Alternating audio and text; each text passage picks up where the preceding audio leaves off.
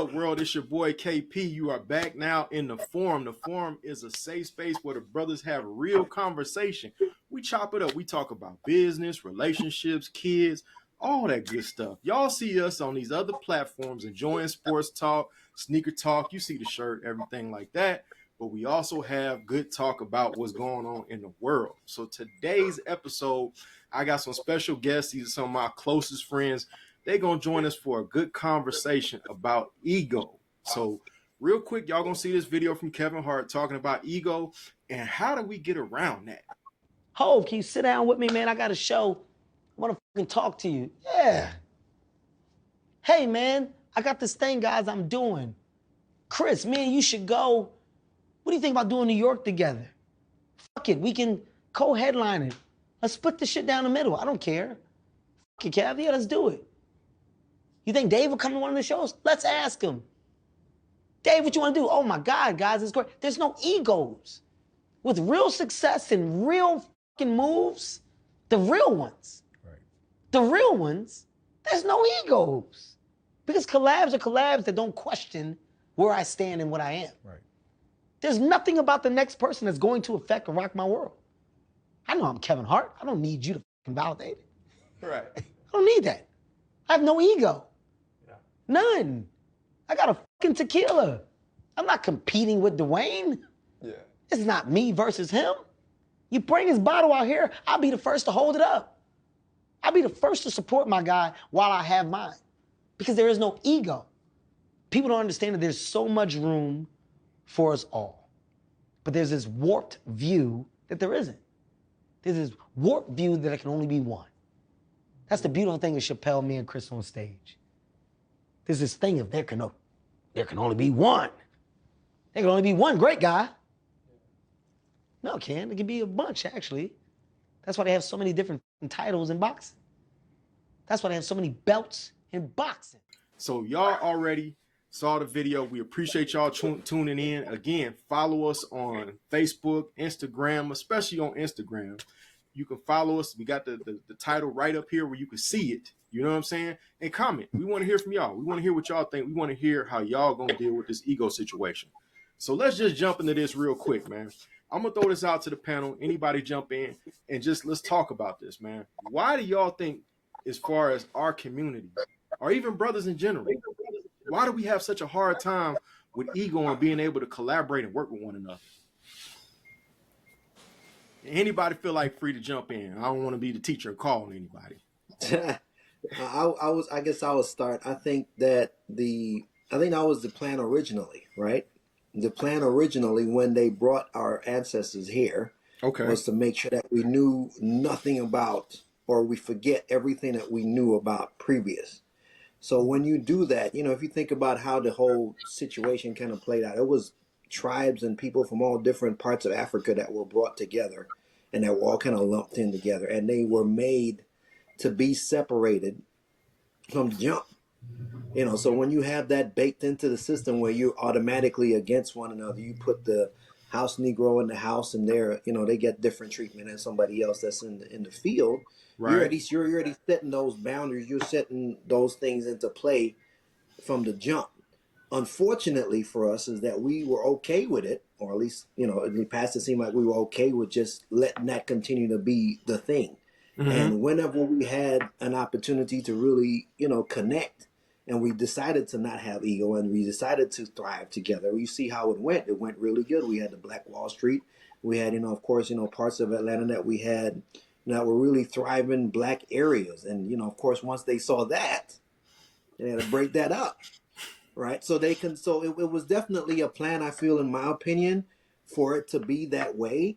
And we as a society, as a culture, as a people, were okay with that enough to let it continue to be that way, instead of it being that everybody that I see that has my skin tone is my brother or my sister, whatever it may be. Right. Right. If we don't view each other in that manner. We view each other in that, okay, well, I have to outdo this person because there's another, person there, instead of it being a team. And hey, if I see you, I recognize you, and I'm going to support you regardless of what's going on. So I think that was definitely planned by the original colonizers, And unfortunately, we fell right into that trap because it was easy to separate, house Negroes, field Negroes, we light skin, you dark skin, and continue that perpetuation. Because I see, I'm from Trinidad, so we see it. I still saw it when I was growing up. You had people that were just as African as I was, but if they were light skinned, somehow they were somehow better. And you still have that division to this day. We see it every single level that we have. So I think it was definitely planned. Unfortunately, we were okay with it.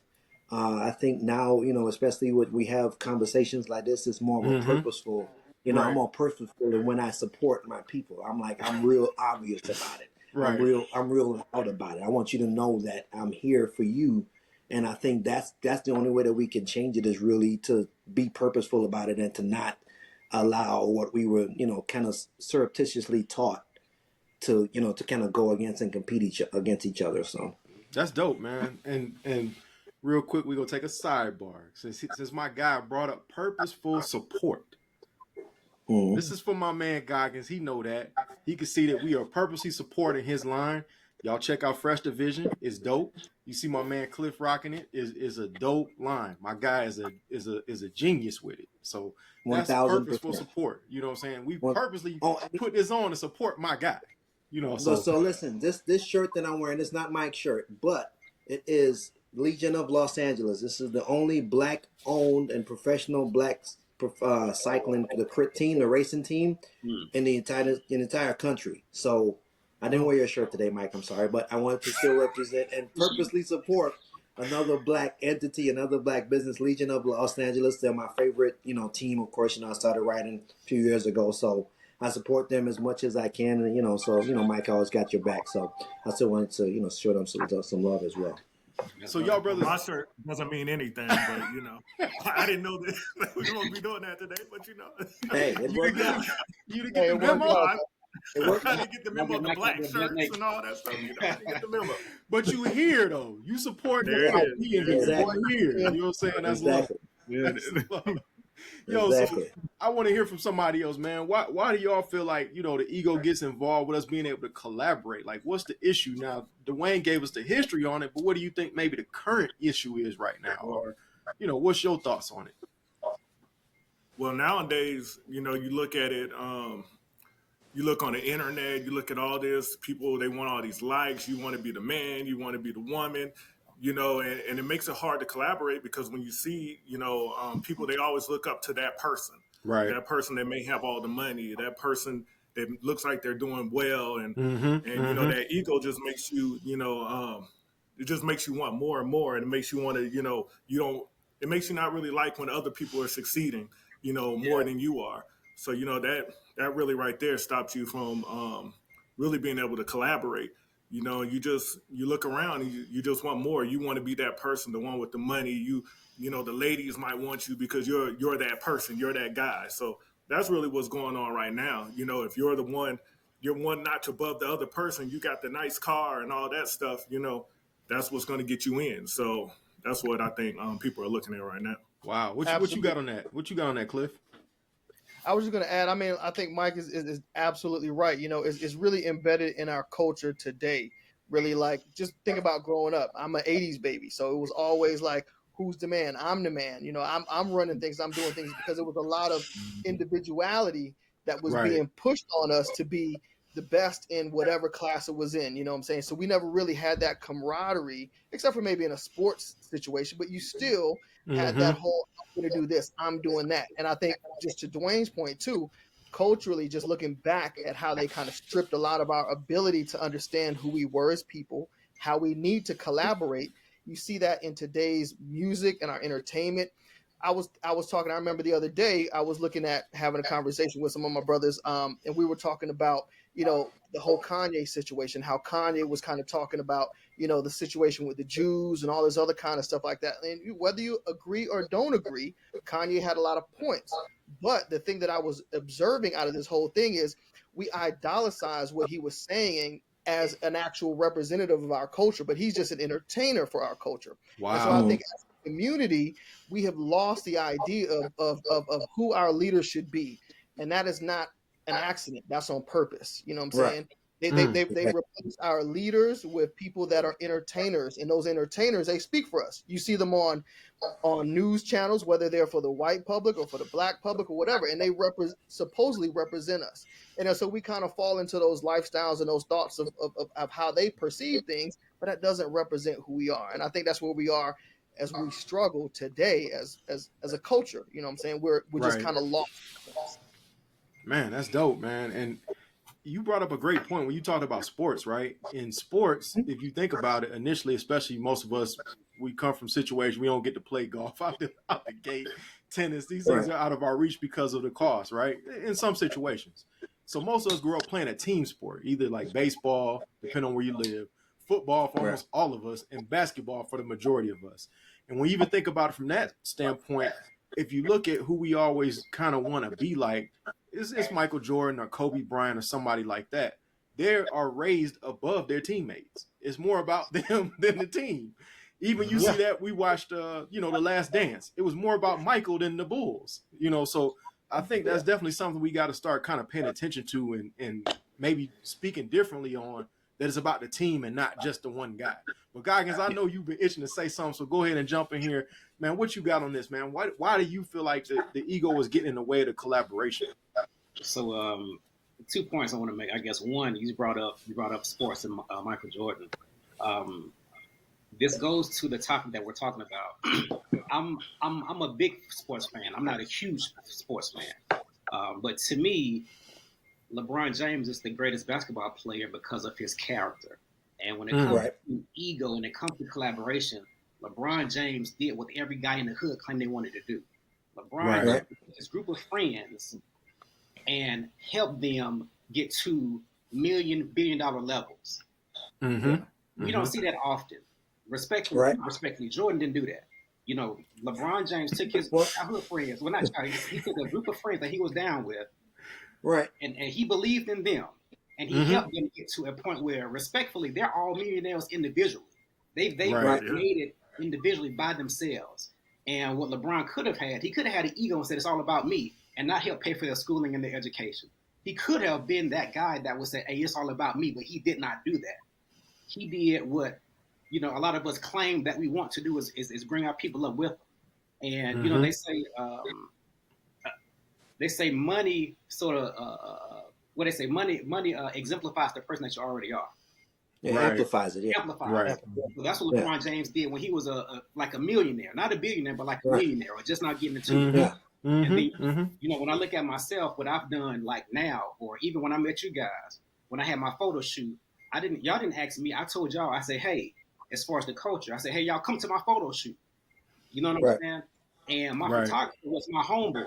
That was my homeboy. The guy that did the video, my homeboy. And then you had Usher on there doing the fashion. She was doing the looks. That's my people. Those are my people. Right. And like my photographer and my video guy, I paid them. Because if I'm gonna pay somebody to do a service, as long as you're professional, why not give it to you versus somebody else? Right. Exactly.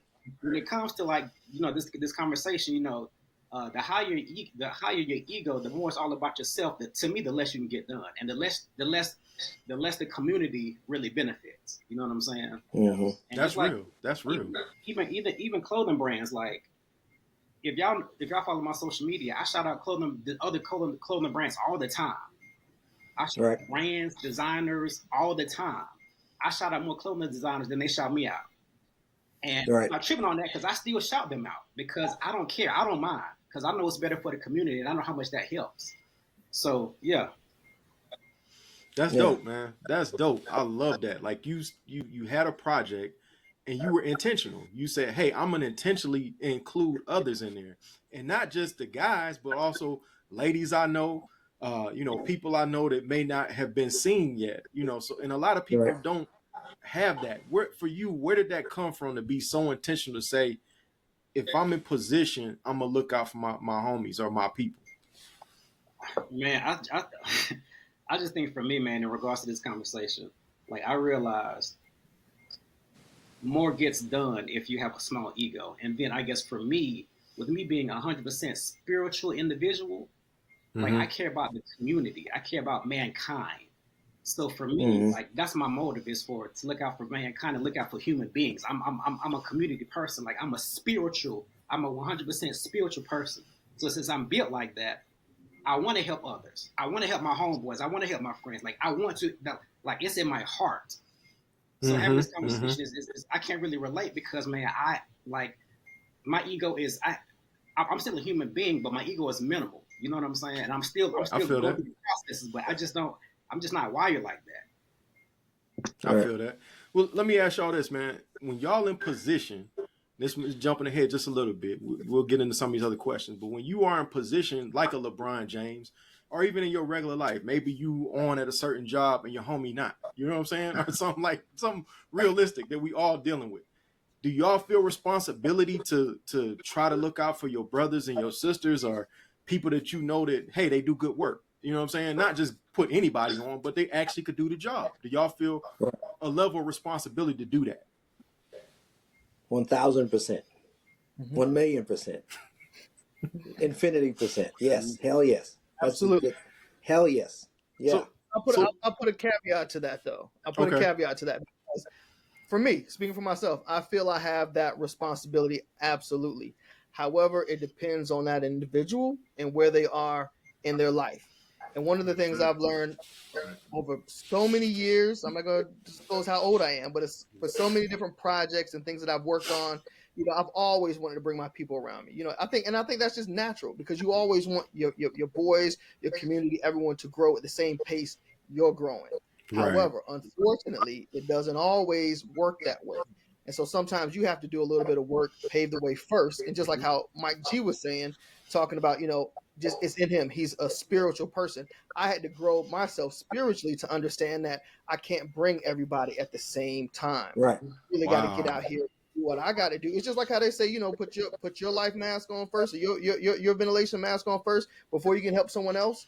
Like I think just as a culture, we are used to collaborating. However, as an individual, we have to learn to grow to get to that point to where we can recognize, yeah, you can do this and do that. However, your past trauma, your past inefficiencies, your lack of confidence is still going to enter into this space, and it can hurt our relationship if you're not ready for it. And so I've grown to this part to where I am now, to where I'm dealing with my brother Mike Goggins. I see Mike Goggins every week. You know what I'm saying?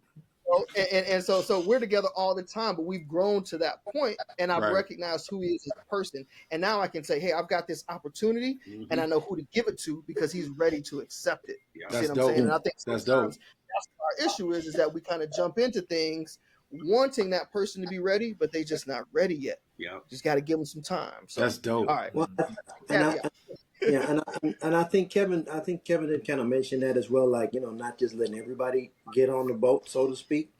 But I think the only reason that you have that is because you are self-aware, right? And you know, the greatest growth, and we can only have growth as people, as human beings, you know, if we are self-aware. So if I know that I am a flawed individual, I can then understand if somebody else is flawed and know that, hey, it's not their time yet.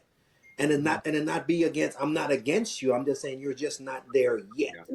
And when, you know, whenever you become ready, you have that self-awareness. That takes a level of maturity and honesty with yourself first. And then, of course, with that person. Sometimes, you know, I've lost friends where I've just tried to be as honest as possible with them. And, you know, they couldn't deal with my level of honesty. And I would always tell them that what I say to you, I come from a place of love. Yeah. I don't come from a place of I'm not envious of you. I'm not mad at you if you do X, Y, Z, or you have certain amount of things. I am not, because your blessing is your blessing, right? So, you know, that kind of all kind of goes in hand. So, you know what everybody was saying is definitely on point. So that's dope, man.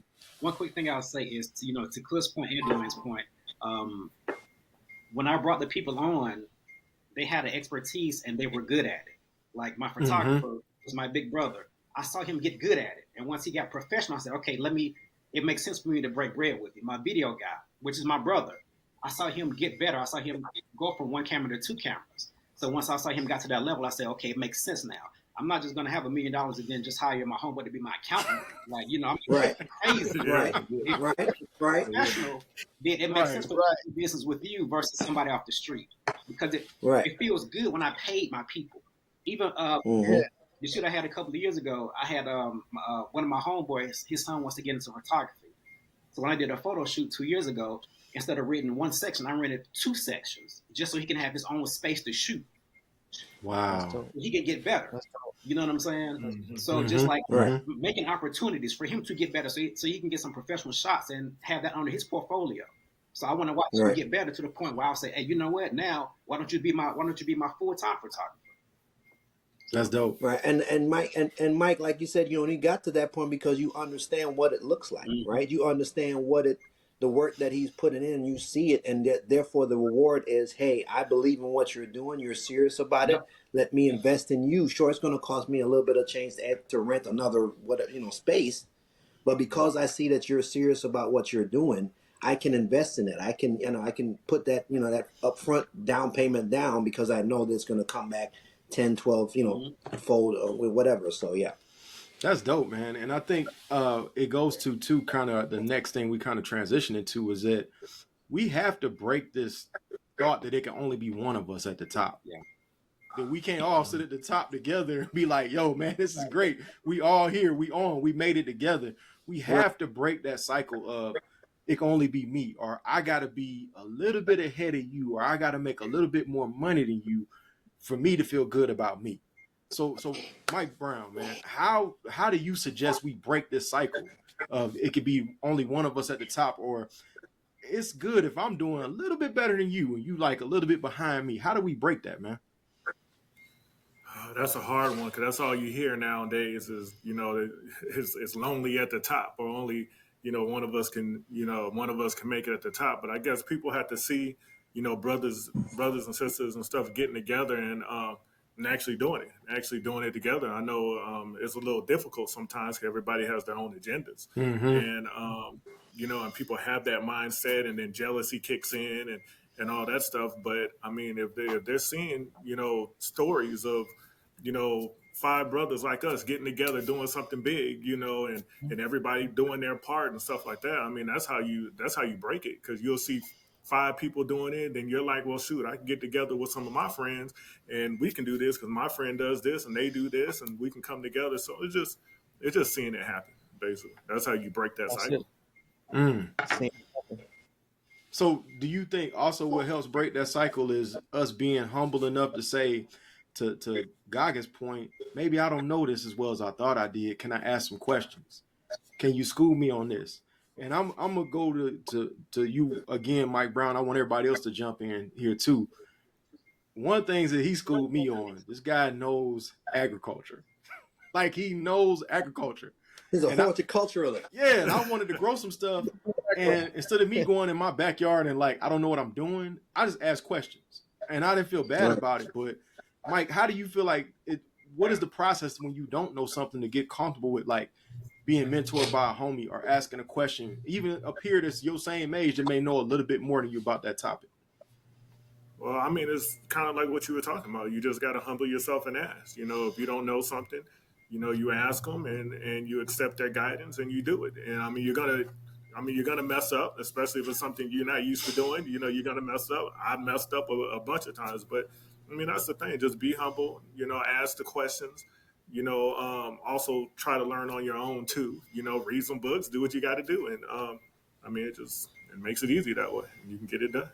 And I think the black man, we've been raised on having this certain lane of an ego that, in regards to asking for help, even especially asking somebody that looks like us, that might be younger than us or the same age. Like, we've been unfortunately groomed in regards to what a black male is supposed to be and what we're supposed to think and what we think of as a man. Asking questions and being vulnerable to be in a space to say I need help is something that we've been blocked from for a long time. So that goes into that ego, is that I might need help with agriculture, but I would possibly pay somebody else rather than ask Mike, because I don't want to.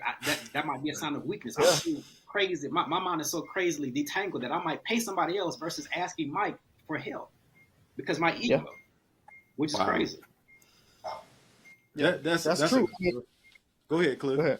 Go ahead, Cliff. Now, I was going to piggyback on the same thing Mike G was saying. It's like, we've been bred and groomed, like you said, to feel that way. We've been taught to kind of just man up, suck it up, and just take it as it is, and not, and it almost seems like asking for help in any form. I know we've talked about from a form of whether it's mental health, physical health, any kind of way needing help. It always made us feel less than, you know what I'm saying? Right. It's like, it's just take it and run with it. And like, we just bottle all that up. And I think to Mike's point, and even what Mike Brown was saying, was like, it's just like, it's who we've become, you know what I'm saying? And we've got to kind of learn to drop past that. And it's really tough, man. It's tough, but asking for help in our culture always seems like it's a handout. We feel like we have too much respect amongst each other. And to Mike G's point, it's like, I'd rather pay somebody to do this than to admit fault or to admit that I don't know something. Because if I admit that I don't know something, then you're going to think I don't have the answers, that I'm not the man, that I'm not who I say I am. When in all actuality, that's a sign of strength, man. because That's I'm dope. trying And to I can continue give to grow. another. But we've been twisted in that sense that we don't just recognize that. So it's crazy. Wow. Example, I got into the biking because my homeboy Dwayne, we that's my guy. He know that, 180 grand, that's my guy. But he was into the biking before I was, and I was riding around on a mountain bike, and I was like, man, I'm so frustrated. It's like I can't go fast, and he's gave me the 411, man. He's like, yo, man, you on the wrong bike, bro. That bike ain't made for that. So Right. and I didn't feel bad about it that you explained that to me. You know what I'm saying? It's just something that, I'm sure when you got into it, you had to ask somebody else, right? I had a damn $55 Walmart bike, sir, when I started. So yes.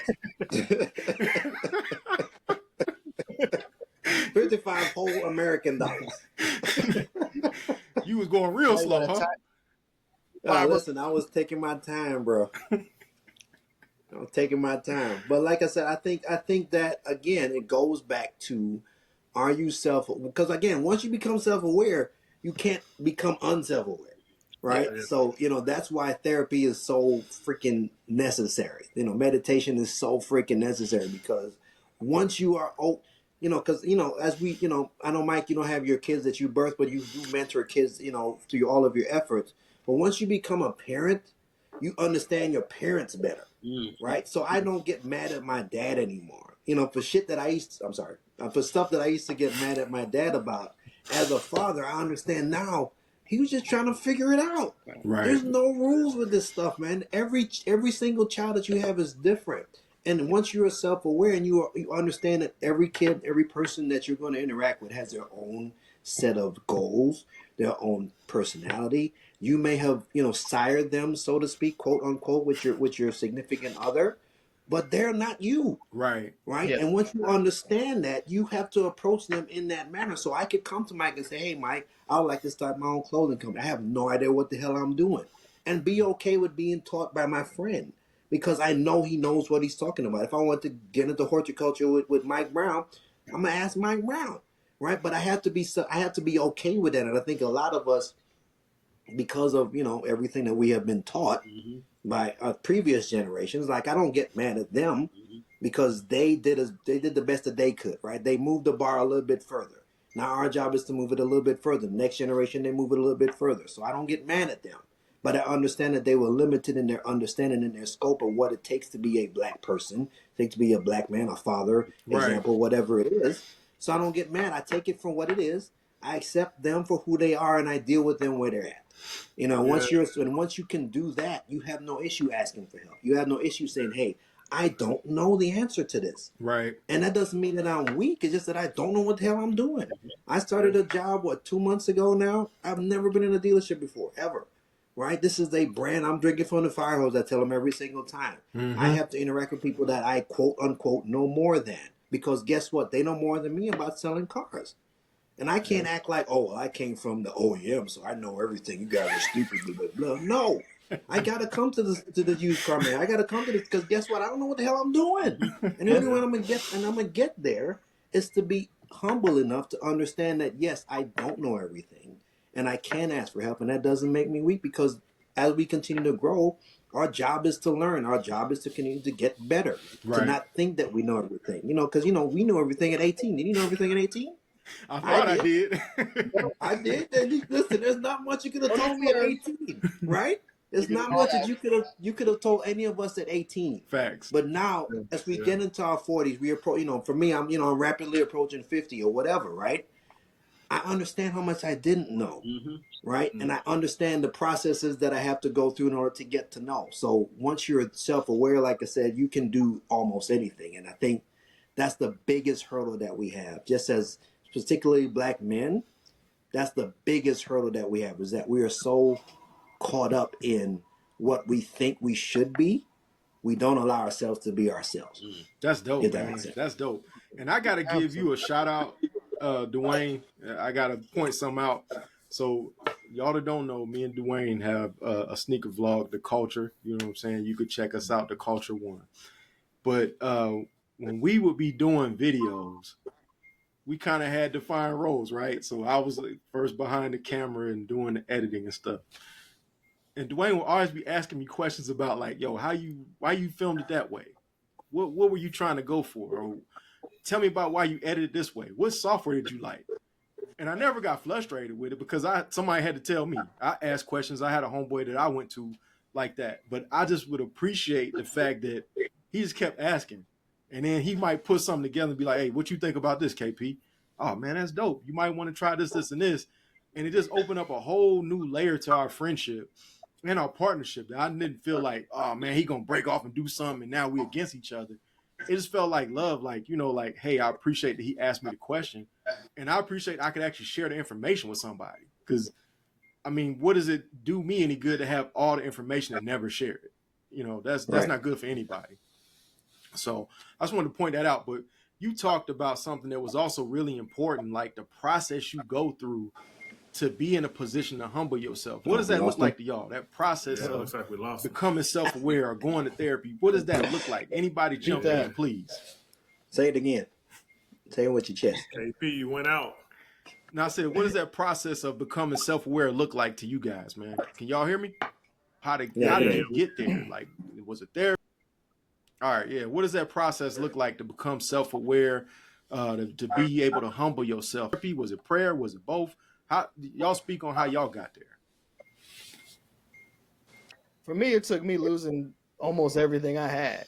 I've been married, I've had kids, lost my wife, my kids. I ended up being a single father, lost my home, had to rebuild all of that, man. And in the process, I really had to relearn what it was that I enjoyed or what I wanted out of life. You see what I'm saying? And so when I look at old pictures and old memorabilia of who I was, sometimes I can't even identify with that person because I wasn't understanding who and what I really truly needed. And for me, that was probably the hardest part of my life, but the best part of my life, because within that pain, for me, I had to learn and relearn what it was that I was going out for. And that was a real individual, passionate thing within myself to do. And I think in our culture and society today, we don't spend enough time understanding that individual part of what we need as a person. You see what I'm saying? We get so distracted into all the different things on social media, all the things that entertain us, and then we lose that individualism. You see what I'm saying? We compete to be number one because we're all fighting for the same thing, not realizing that we like different things. Like, I applaud brothers like Tyler, the Creator. Like, when I was growing up, when we listen to rap and things like that, what I'm saying? You had to look a certain way, you had to sound a certain way, and you was either this or you were that. And if you weren't this or that, then you was not even on the map, but you didn't even count. But I see brothers like Tyler, the Creator, that have embraced that individuality within themselves and has grown and has prospered in that. And I'm not saying you got to be Tyler, the Creator, but I'm just saying embrace who that is. And that's what I had to do, was really kind of reset. Now, hopefully people don't have to go through any kind of tragic, situation, but it's really taking that time to sit still. That's dope, man. And that's understand real dope, who man. you are in order to understand where your path is going. And we don't realize that until we get into our 30s and 40s, unfortunately, in a lot of cases. But I do see a lot of young brothers that I mentor that are picking up. There's a brother that I'm mentoring now. He's 25. Well, actually just turned 26. And like, man, for the last 2-3 years, I've seen things within him that I'm like, how come I was not on that level? You know what I'm saying? Like, what happened? But to that point, he takes his time. He understands who he is. He meditates. He meditated before I even told him to meditate. You see what I'm saying? Because he picked it up on himself. So for me, it's all about that self-reflection, understanding what it is that you really want, not what people are trying to tell you you want. And I think that's where you kind of remove that ego, and now you can kind of excel in the path you want and be self-aware. Dope, dope, dope. God, because I could tell you got something to say. No, I guess for myself, man, I just, I got to a point where this, I think Dwayne had talked about it. Like, I just realized, like, the mistakes of my father wasn't because it wasn't intentional. It just, he didn't know any better. Um, so, Mm. so to build on that, I realized that when I was in my late 30s, I came to the conclusion that it's safe to say that just about 60 to 70% of the stuff that we was taught was wrong. All right. Like when I look at when I mean the body of work, everything that we was taught, from education to diet to religion to spirituality to finances to credit to relationships, most of the stuff that we was taught was wrong. And again, it Right. wasn't, Mm-hmm. it wasn't purposeful, but it's because they didn't know any better, and the grandparents Right. didn't know any better. So when I started looking at everything different, I had to process how I look at everything different, and I look at how black men are. And I said, okay, I can either be a part of the problem or a part of the solution. So as I grew spiritually, again, this goes back to me personally. As I grew spiritually and wanting to do for mankind and just wanting to be better to all human beings, I was able to lower my ego and I really want to help people, and especially if you're my friend, I want to help my friend. And the other thing is, I realized that we Right. have to normalize their behavior. Like we have to normalize meditation, have to normalize therapy. If we have to be cool, we have to be man enough to say that shit, say it out loud. Say, yes, I go to therapy. Mm-hmm. Yes, I meditate. Mm-hmm. Yes, I might eat vegan. Yes, I might do this. And because we've been taught so long that that's not cool, that's the other. But once we Right. normalize it, then it's like, okay, our peers should want to build off of that or see that as an influence for them to change. And then Mm-hmm. once they normalize it, it grows. So that's kind of how my path got there. Wow, that's dope, man. I love that, man. Like, I can relate on so many levels. Right. Man, I remember just kind of the path I took with therapy. It really, I had went a little bit, but it really started when my pops died, where I had to kind of like be able to deal with a lot of things in our relationship that you can't deal with. They're not here anymore, but you still Yeah. stuck with them, and I think that really helped me kind of get on the path of being able to be more self-aware. Although I always like working with my guys and putting each other on, it was other things I had to become self-aware about. And Mike Brown, I want to speak to you on this, man. What did your path look like to becoming self-aware or putting the ego away, man? You was on that early. You've been on it a long time since I know you, man. Oh man, it was just, man, I don't know. It was just over time, over time, just looking at things. For me personally, I saw, I don't even know if it was ego or anything. I just saw in myself that I would start a lot of things and not complete them. And it was, and I had a lot of great ideas, and and I would start on it, and then it'd go by the wayside, and then I had kids, and I was like, well, I want my kids to grow up and be able to do this and do that and do this and do that. And then I looked at myself, and I'm like, well, how am I going to tell them to do all this, and I'm not even completing what I'm doing? I'm not even doing it, so it was more of, I knew I had to do something different. I had to, get on a different path. I had to, make sure that my kids saw me doing something different, and I can teach them, how to do these things. I got a lot of different skills that I was looking at, and I'm like, I got all these skills, but I'm doing this over here, something far away from all my, my skills and all that stuff. So it was just, me, it was just more of, just looking at, all the stuff I did in the past, and I was like, I had all these great things that I was, supposed to be doing. And, I would get started on it and then get frustrated and just say, forget it, instead of sticking to it. And a lot of things could have been different. So that's what got me. And I was just like, you know what? Let me get back to what I know I want to do, what I need to be doing. And, so my kids can see something better than, just, you know, what I was doing. You know what I'm saying? It's That's just dope. see something different. So that That's was my dope. And path. that takes a high level of humility to be like, let me do something different so I can teach them something different.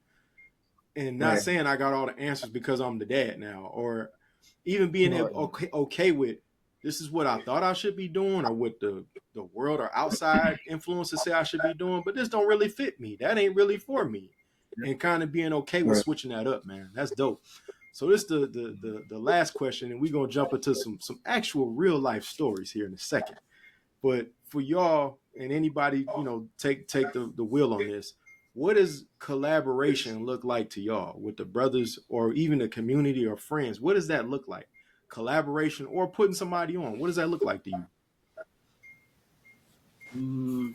I think for me at least, collaboration is just the willingness to work together. Really, honestly, that's essentially what it means. But just being okay with working together and understanding that it's a process, and knowing that the result is not something that you can get right away most of the time. As we're all, of a certain age, we understand that there's a reason that is a process, right? So understanding that and being okay with the knowledge that, hey, somebody that I'm working with, they may have a crappy day, may have a crappy week. Stuff may change in their life that may take them off a little bit, but that doesn't mean that that person should then be cast away and no longer effed with, so to speak.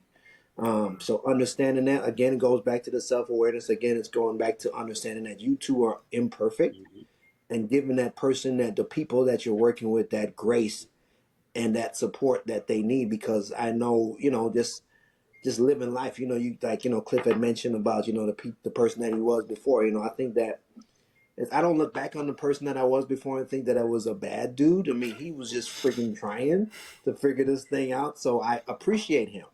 I appreciate him for all that he did, because without him, I couldn't be here. Right. Right? He had to take the blows for me so that I could be a different person. So understanding that every single person is on their own journey. Once you have that understanding, you can collaborate with damn near anybody. Once everybody's on that page, the problem arises is when you have, or you encounter somebody or people that are still ego driven and they're still focused on themselves, aka, a lot of the GOP stuff that we see now is really short-sighted, focus on what I feel like today and not necessarily thinking about what I did today. Is it going to affect 10, 20, 30 years down the line? So I think that collaboration, again, is something that if every party is willing to do so, it can definitely be done, understanding that it's going to take work. And once you have that understanding, everybody's willing to work towards the same goal, then the sky's the limit at that point. That's dope, man. So somebody else jump in. Tell me what it looked like to you. What does that look like? What's the collaboration look like? Man, Well, I could. Go ahead, Mike. no, go ahead, Cliff. No, I was just gonna say, just one of the last things DP said was the goal. I think when it comes to collaboration, sometimes we forget that there's a goal or an objective in mind, and sometimes that's where that partnership and that collaboration breaks down, is because we forget what we initially came into this whole situation about. And that's why I hate to see when we have great groups, whether it's an entertainment group or whether it's a group of brothers that are doing an investment together, when they kind of crumble apart is when they kind of lose sight of what the key objective was or what the mission was. And then that's when everyone wants to break out and do a solo thing or do this and do that, because we've already achieved that goal of what the initial collaboration was. And so now we got to reset where our next goal is. And I think, to me, that's where some of the pitfalls of collaboration is that we forget what that objective is and why we're trying to partner, what it is that you're specifically bringing to the table and what am I bringing to the table, and how we can make those things get to where we're trying to get to. And then once they get there, eventually they'll get there. Now what's the next step? And I think we try to hold on to that same goal and like, bro, we already made that million, And so now I see why you're upset with me, because you think I've been pigeonholing you, but bro, no, it's time to move on to something different. And so I Right. think, and sometimes that part right there makes it seem like we're not together or we're not collaborating, but really it's really understanding that we obliterated the objective. Now let's go capture something else. We got to do something else next. So to me, I think that's a part of collaboration that we're missing, is that there's an objective and we got to stay focused on that objective. Dope. Goggins, I know you had something to say. No, yeah, I was going to say in regards to that collaboration, especially, I guess, specifically with black men. And I guess just speaking on my testimony, it's like I have the love for us. And since I have a love for us and I have a love for my brothers, if there's something that I'm about to partake in and I know that you have a skill set, I love you enough to want to bring you in on it, because Yeah. you have a skill set and I love you, so why not collaborate? This goes back when you guys were doing the culture. Like, okay, I respect these guys. I think I have something that they could benefit from, and I could use that exposure. Or they're trying to get their feet wet. Let me bring you in. And it's not Mm-hmm. a hate per se. It's like, if I love you, if I care for you, and I care about black men and helping to and wanting to help your business, let me bring you in. And then, Right. as we get older and as the business models change, again, if I have a love for my people and my people have a skill set, and then it just really it feels good to do business with people that look like you. It feels good to do business with your friends. And Yeah. to Cliff's and Dwayne's point, that's hard to do because of egos and because of things of that nature. But when it's right, if that person is set for the job, they have the skill set, they know the common goal, it's dope. Another thing I'll bring up shortly is, I think in the early '90s, when we when the phrase player hater came about, I think that's sort of tainted. I think that's sort of tainted the egos, because feedback became hate. And I Mm-hmm. think Right. once Yeah. any type of criticism or positive feedback became hate, then Right. that damaged the ego. But Mm. That was strong, man. But yeah. But again, Mike, in order for you to not take it as hate, you got to go ahead and be self-aware. Be like, I know I'm not perfect. So hey, yes, I could mess it up. It's possible. I know. Crazy, right? Yeah. that's a fact. Hey, Brown, what does it look like to you to collaborate, man? What example you got for us? Yeah, I think first of all, everything they said is absolutely true. On another note, with that, I think just have I guess, a similar mindset. I mean, you can't collaborate with everybody. Like there's some people that they may have the talent, they may have that skill, but their mind Mm. is focused on something else. Their mind may be, hey, I'm into the partying and all the women and all that stuff. I got this skill, I can do this, but their mindset's not there. And then also, you got to be around the people that you're doing that with. Y'all might all be skilled, you might be able to do Mm-hmm. your part and all that, but with that jealousy, the selfishness, you got to be selfless. You want the people around you to succeed just as much as you want to succeed. Mm-hmm. So I mean, you got to, as long as everybody is on the same page, you have that mindset. You're not jealous of the next person. There's no selfishness. It's not I. Then you can collaborate. You can do things, and it could work. That's dope, man. I love what you just said, bro. That is 100% true. We're going to pause on this real quick because it's something I've been meaning to say to DPC that he says to me on a regular basis. I think is fitting. So me and him, that's like a brother to me. He know that. Um, That's my guy. we will have conversation, and I might be like, trying to get a promotion or whatever's going on at that time. And I tend to get a little wound up when it ain't moving as fast as I want it to go. And he always be Mm. like, KP, what's for you is for you, man. You ain't got to worry about that. Just let it play out. And I think that is Don't. so perfect that we have to really start to feel that way. And then that takes away the competition. Not that me and him ever try to compete with each other, because it's always been love. But it just it's so many instances. And this brings us to this other situation. I'm gonna tell a short story about each one of y'all where I feel like y'all have collaborated and it's been love. So I'm gonna start with Mike Brown because I've known you the longest. Me and Mike actually we did an entertainment company together. We did a radio show together. This has been every time he said we got an idea, it's always like, all right, cool. What do you need? Let's ride out. We even do a podcast together now. And one of the things I always thought was dope, especially when he brought up we used to do the entertainment thing. The other guys we did it with, they wanted to party. So we would host parties. We did all these different things. They wanted to party in the look of everybody's here. We on, you know what I'm saying? We popping bottles, but they didn't want to do the leg work to go get the deal where the club would let us do an event. They didn't want to put no deal together to put other people into it to blow the event up bigger or to hand Oh, out flyers. So It's that's going one out thing I again. think has always been dope that's that about Mike T-Mobile. Brown. That he's always been the guy who doesn't mind doing the other stuff. Am I back? Y'all can hear Going me? out. Yeah, we back. All Yeah, right, yeah, cool. you're back Yeah. now. All right, cool. And so, and just so y'all know, I can edit this little part out. When it's doing that, it's also uploading at the same time we talking. So it'll be sometimes it seems like it's freezing, Right. but the real one ain't gonna look like that. So I'm gonna Okay. bring up my guy Cliff. Cliff, me and Cliff, we work together. We gonna say no names, please, of the company. But he was like the first person to embrace me when I showed up, man. He was the first one. to say like, yo, this is how it goes. This is how you could be successful up in here. All of that. And I remember early on, because me and Cliff and Dwayne were on the same team together. We worked together at the same place.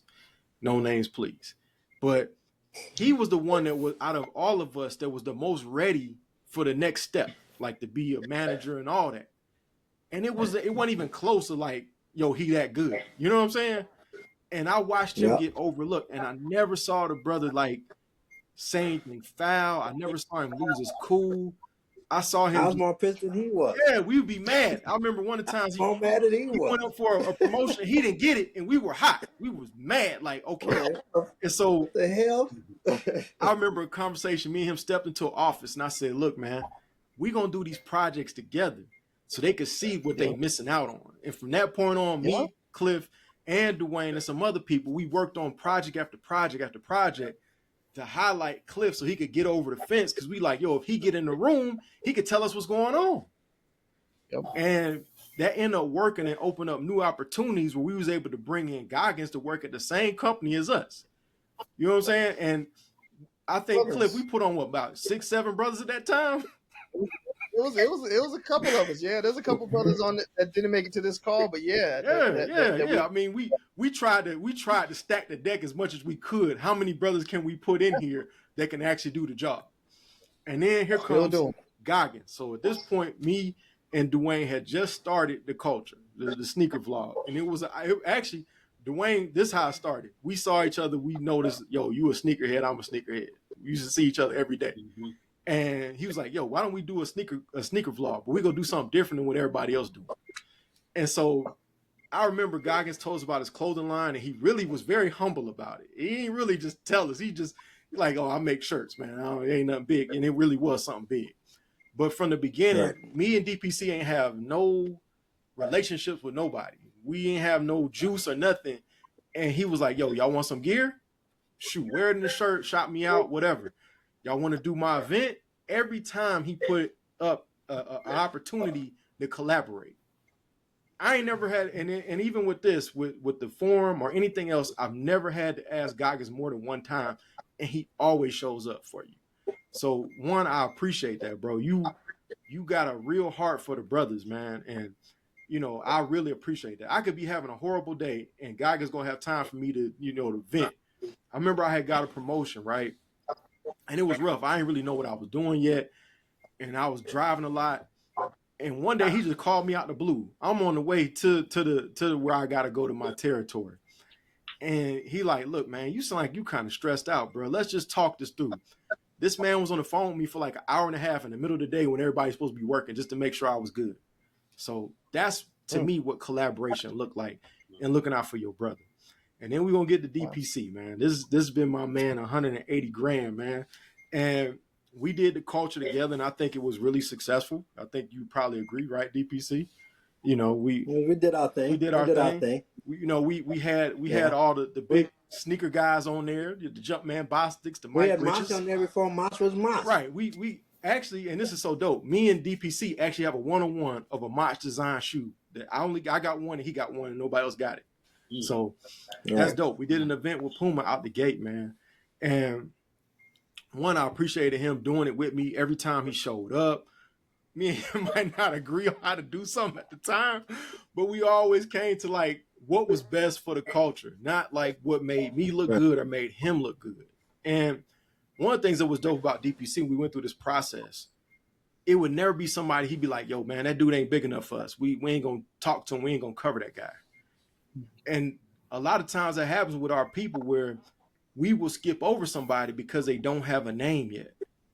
Instead of realizing, man, let me invest. And when that person's name jump, my name might jump too. To his point, we did a event with Mach.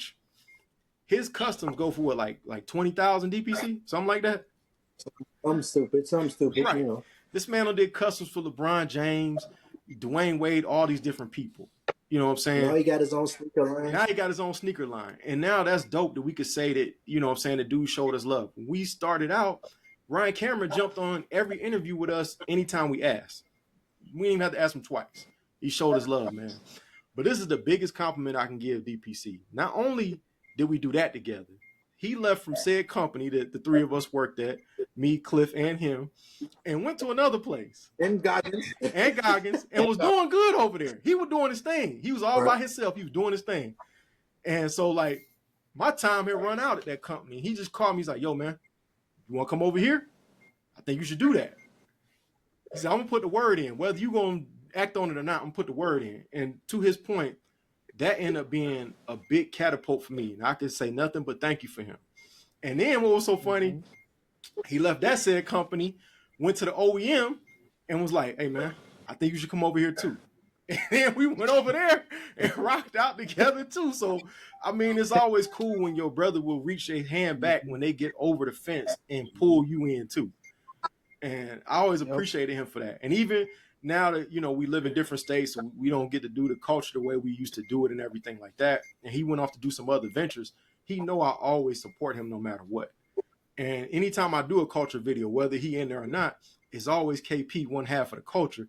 DPC is the other half, man. So it's always like that. I feel like me and him are like, you know, EPMD or Outcast, but we didn't break up. And, you know, I think that's kind of the thing that Clifton made a good point earlier about you be having these talented groups and they break up. And I'm like, man, I always wanted to be the Temptations or, you know what I'm saying, Wu-Tang, but without breaking up. You know what I'm saying? And I'd be like, man, why y'all can't figure it out? Y'all got all this talent. We can't hold the group together. And Wu-Tang is a perfect example where they really stronger together than they are separately. They great artists separately. They take nothing away from no member of that group. But together, it's really something special. And I always feel like those are the situations I love being a part of. So I want to salute each and every one of y'all and tell y'all thank you because y'all were specifically selected because we have partnered together on these different projects and different stuff like that, man. So I just want to say thank you. I appreciate y'all for real.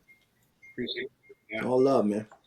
Definitely love. Appreciate the opportunity to be on the platform and talk to these wonderful people that are listening to us with this amazing panel of brothers, man. I think we got some amazing content and stuff to share, man. So thank you, KP, for allowing us to have this opportunity, man. For sure. Most definitely. For sure, Most for sure. definitely. So this is how we're going to take it out. I want each one of y'all to tell everybody about whatever you got going on, wherever they can find you, all that, man. So, you know what I'm saying?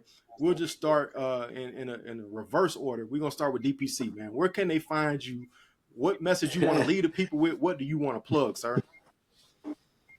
All right. I don't have a huge plug, but the message I want to leave and the challenge I want to issue to every one of us is to be purposeful in our mission. So be purposeful whenever you do something. Don't just do something on accident. Be purposeful. So I tell my kids all the time, I said, Daddy's not going to get it right every single time. And I'm okay with coming to them and saying, hey, you know what? I handled that wrong. I am sorry. I can apologize to you because I'm doing this on purpose.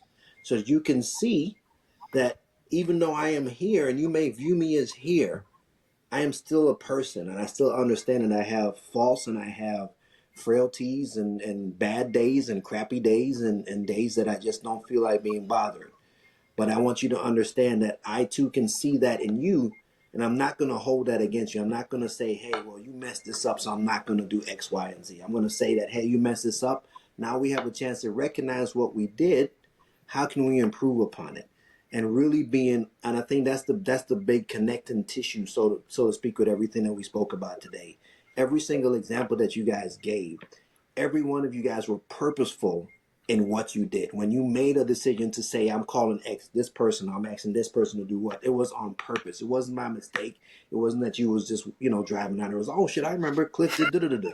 No, you did it on purpose, right? Facts. You did it on purpose. And the more purposeful that we can live just as, people, as black men, as leaders and just as, members of society, the better off that we will all be if we purposefully make it our mission to be as good as we can be to everybody else that we come in contact with.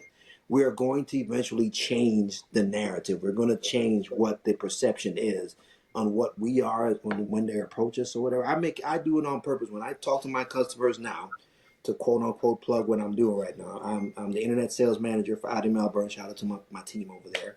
On purpose. There's two black dudes that work there. There's one dude that works in service. He's like I think he's like over the service drive manager. So he makes sure the guys make sure they wash the cars and all that stuff, to clean the dealership and all that stuff. Great guy, Tracy. That's my guy. And I'm the other guy. Literally everybody else does not look like us. So when you interact with me, on purpose is going to be good. On purpose is going to be extraordinary. On purpose, I'm going to greet you with a smile, because I want you to understand that when you interact with somebody like me, it's going to be a good thing, so that the next person you see that looks like me, you mightn't be as prejudiced. You mightn't have that reservation. I don't know if I could, this dude might try to, screw me over on a deal or whatever it is. And it's on purpose. When I tell my kids anything, whether they're doing whatever they choose to do at that time, do it on purpose. Don't just do it to half do it. Apply yourself. Try your best. If you fail, that's okay. Learn from it. What can you do better? Everything is on purpose. So that's my message. As far as plugs, I have my family page. That's probably the biggest plug that I have right now. It's my family page. So the Family Clifford, you can find us on Instagram. My wife, traditionally is the one that kind of runs it. I started it with me and my son, and she took it and got it to a whole nother level. So again, understanding who I'm working with, right? I think when I gave her the page, we had maybe, let's just say 200 followers. Now we're over 8,500, right? And that's just from her being the person that she is and applying her skills and understand that, hey, I can do something to a certain extent. My wife is connected and she can do things in a different level, and understanding that. So, so if you guys give us a follow, whatever, follow us on there, the Family Clifford, that would be great. If not, also still, once you think about me, that's all I care about. Positivity is what I'm about. As I get older, I understand that, a lot of the things that we concern ourselves with are really not that important. A lot of the things that we consume our time with is not that important. I think I put it to this way: if you can make more of it, it's not that important. Like if I can make more money, it's not that important. If I could buy another car, it's not that important. Guess what I cannot do? I can't replace Kevin. I can't replace Mike. I can't replace the other Mike, or I can't replace Cliff, because you guys are unique, right? Thanks. So if I approach everything in that manner, then everything should be in perspective, right? If I lose some money today, do I have other things that are way more important? Do I have my health? Are my kids fine? Is my wife happy? Am I straight? Do I have a roof over my head? Right? So I think perspective, being purposeful in what we're doing, and really, being self-aware is the biggest messages that I could leave with anybody. That's what's up, man. Mike Brown, man, what you want to plug, man? What you got for us? What you want to leave them with? Well, I mean, mine's just real quick. It's just the biggest thing is I just say, from what I've learned in life, is just make sure you follow through with the things that you're wanting to do, the things that you're doing, so you don't look back and be like, dang, if I would have just kept doing this, don't get off your path, and don't let other people get you off your path. So that's really the biggest thing, and then be selfless, humble, and I mean, good things will happen, and that's really the biggest thing. As far as a plug, I don't really have a big plug or anything. You got one. You got one. Well, Emmy Entrepreneurs Mentoring Youth. That's the nonprofit that I'm doing. We go out, we raise money by going to do different festivals and stuff, and we use a lot of that money. Oh, were you stopping me? No, go ahead. Keep going. I see the finger. No, keep going. Oh, I saw the finger. Maybe you were stopping me. But we use a lot of that money to try to give scholarships to different kids, and also we're trying to get them laptops to to either go to college, or maybe if you're not going to college, because like I said, as entrepreneurs mentoring you, some people are going to go to college, some people aren't. Mm-hmm. But that's really the big thing right now that we're doing. So that's pretty much it there. That's And dope. Mike Brown, where can they watch you at? If they want to watch you talk about something other than the good things we discuss here, is there anywhere else they can watch you at? I mean, too, they can watch us on this river. Well, they can watch us in our podcast with me and KP. We have a podcast that goes online, so they can see that. And then as far as the brown farmers go, because they do a lot of farming and stuff like that, we actually We're online. We're on Instagram, so you can follow the Brown Farmers on Instagram and see what we got going on there. Yep. And if y'all want to see sports, Two Player Sports Podcast, you can just check us out. If you love sneakers, you can watch me and DPC at the Culture One. So hey, we got a variety. We got a variety of things. Man, make a choice. Cliff, man, what you want to leave them with and what you want to plug, brother? I'll leave it with this. A quote of mine that I've seen years ago was called distraction is the destruction of your dreams in slow motion. So I'll say it again. Distraction is the destruction of your dreams in slow motion. And so what I mean by that, man, I'll leave you with this. Spend the time to understand what it is, who you are. You know what I'm saying? I feel that deep down inside, we all have our own passions, our own promises, our own things that we need to fulfill.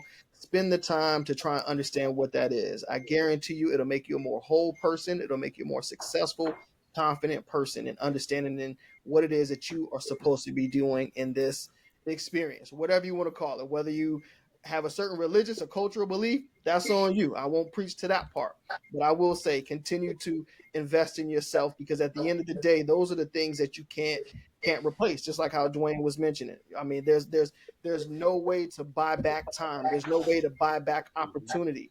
The only thing that you can do is continue to grow and be ready for when those opportunities come, whatever they are. You see what I'm saying? So I'm a big proponent of that, big proponent of meditation, therapy. Definitely go to therapy myself. I appreciate Mike Goggins for always preaching that, not just to myself, but to the brothers around us in our group. They already know who they are. They probably watching as well. But, making sure that we take care of ourselves as men and as kings, because as kings, we all have our own kingdoms. I always refer to it myself. I have a legacy. I have my children. I know we were talking before this about, how my kids have grown and what they've been doing and the time that I spent on them. And I continue to spend. Everything that I'm doing today is to help pave the way in the future for that legacy. And I don't think we spend enough time doing that. And in order for me to be able to have a future and have a legacy for my kids, I really have to identify who I am so that my kids understand to put the importance on understanding who they are. So outside of that, the best ways you can find me, you can catch me on social media at Platform CEO. I'll repeat that, at Platform CEO.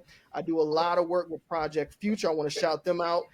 And Mike Brown, I think we may need to connect, because we're also developing and trying to create a lot of strong individuals within our culture and within our community. You see what I'm saying? So Project Future is another organization that I work with. Lawrence Taylor Family Foundation as well. I sit on the board for them. We do a lot of sports mentoring, youth mentoring, a lot of opportunities for men and young women in our communities to really grow and follow into some footsteps of some really great people. So that's the best way that you can find me, is catching me on social media, man, and really out here trying to improve the youth and the culture that we got around us, man.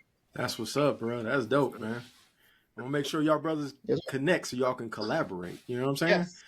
And to the deacon, you know I'm not overlooking you. I just like when you close it out. I don't even appreciate. After you say something, I don't really be having nothing else to say. You know what I'm saying? You the cleanup hitter, man. I'm just gonna give you that title, man. You the closer. So we go past you the rock. So I'm gonna go real quick and then let you close us out, bro. Because nobody can really come after you. You like the finishing act here. So, of course, y'all can follow me right here. You can always check me out, the Forum ATL on Instagram. You can follow me at the Culture One if you love sneakers. Two Player Sports Podcast. You want to enjoy some sports conversation, and if you want to talk ATL Sports OGs, you can find me there as well. I got something else coming too that's cooking. I'm not ready to make that announcement yet, but it's something else in the works that we got coming. We're going to have a whole network of content, man. But the quote I want to leave y'all with is, I want to let y'all know, this is one of my favorite ones. It's from Jay-Z. He said, if every brother in your crew is rugged, nobody's going to fall, because we all be each other's crutches. So my whole goal was to have a rugged crew where we could all help each other out. We could all be a circle of success together. I love each one of y'all, and I appreciate all of y'all support and y'all time. And I'm going to turn it over to the closer and let my guy do what he do best, man. Goggins, what you going to do? Go ahead and close us out, baby. I don't need that pressure, my brother. But you had that Jay-Z. Well, let me say one thing right quick about Cliff. Long story short, me and Cliff, we had to go to North Carolina for a friend of our services. The drive was 6 hours driving back and forth. No, I think it may have been 8 hours.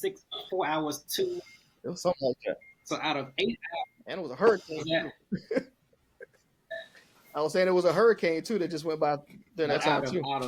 out of that 8 hour drive, there was probably maybe 10 minutes of silence because me and Cliff we talked the entire time because we can relate to so many things and me and Cliff have high level conversations, and it's just amazing that when you have someone that's in your circle that you can conversate and have true conversations, authentic, transparent conversations with. So I want to just shout out Cliff on that. Um, but you had that you quoted Jay-Z, and I want to say we mentioned it earlier in regards to egos and collaboration, like LeBron James, Maverick Carter, Rich Paul, Randy Mims. That should be, unfortunately, that should be the bar because they are a prime example of one person using their network and their resources to bring up their brothers. Now they can be they're all self-made millionaires, billionaires, and I think that's the bar. And I think unfortunately for Black men, one of the things we have to realize is we have to realize that we've been taught all wrong. Like Dwayne said, it's deep. It's truly deep. There's a lot of layers of the self-hate, and which goes to the egos, and thinking that there can only be one, and this tough guy mentality. This. I don't want to ask for help. We have to be mature enough to realize we have to unlearn what we've been taught. Because, like I said earlier, at least half the stuff that we was taught is wrong. And for Black men, we really have to realize that we've been taught wrong, and it was designed that way, and it works perfectly. So we have to be mature enough to realize that we've been taught wrong, and let's start this process over and loving ourselves, loving other Black men, being able to communicate with people, communicate with each other, love each other. And that's it, man. Just realize that we've been taught all wrong, and we have 400 years of evidence showing that it didn't work. And then, like Dwayne said, we have a slot of information where it did work with the Black Wall Streets, and there were tons more of those communities where we were self-taught, self-made, and we relied on our community. And let's just get back to we don't have to get back to that per se, but just get back to loving your brother enough to want to help him, and loving each other to ask for help. That's it, bro. I love y'all. Man, that's dope, man. As usual, you did your thing, brother. And what would you like to plug? Where can the folks find you at, sir? Sure. FREZH. Matter of fact, another thing, talking about egos. Kevin, for me coming on this show, what I'm gonna ask of you is next week if you can share or repost 2 posts for my business next week. First Division posts. Can you do that for me, sir? I got you. Say less. I got you. So here's the thing. My ego wouldn't have let me do that. 2 years ago, my ego wouldn't have did that because I would have been like, he should do it already. He should do it because I shouldn't have to ask him. Right. And because my ego is minimal, I don't have a problem with asking, can you please promote my business? Because I would love to. It's lowering. Fresh Division, FREZH Division, FREZH Division. I'm sure Kevin gonna plug it in there for me. Shop with me. Oh yeah, I'm gonna have it on the screen. They're gonna see Fresh Division on the screen, bro. And Thanks. I would love to share it. I love Fresh Division.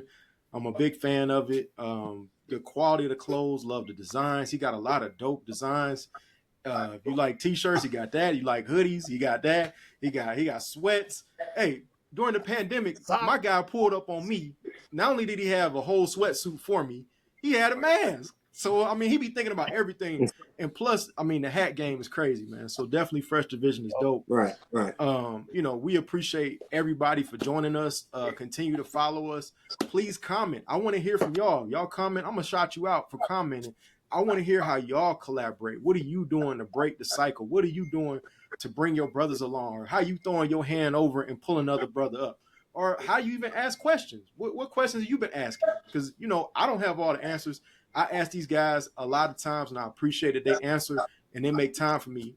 So, again, I just want to thank each and every one of y'all for y'all time and let you know, brothers, I love y'all. I'm going to keep collaborating with y'all. Y'all will keep seeing these brothers on everything we do. And we will keep, grinding and getting to the top together. We ain't going to be lonely at the top because we going to be all there together and enjoying it and then bring some other brothers along with us. So like that, we gone. You can see us again, the Forum. Take it easy.